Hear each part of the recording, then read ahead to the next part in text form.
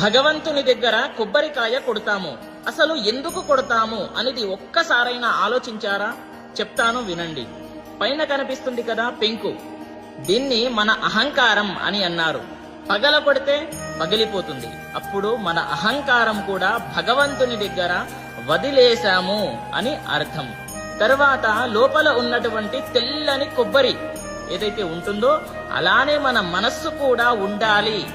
ఆ యొక్క తెల్లని కొబ్బరిలా మన మనస్సు కూడా ఉంది అని చెప్పి ఆ యొక్క తెల్లని మనస్సుతో భగవంతునికి వేడుకుంటున్నాము అని అర్థం.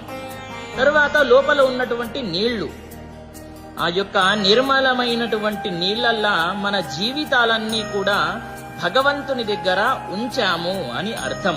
ఇంత అర్థం ఉంది ఈ యొక్క కొబ్బరికాయలో. కాబట్టి ప్రతి ఒక్కరికి కూడా తెలియజేయండి. స్వస్తి సర్వే జనాః సుఖినో భవంతు.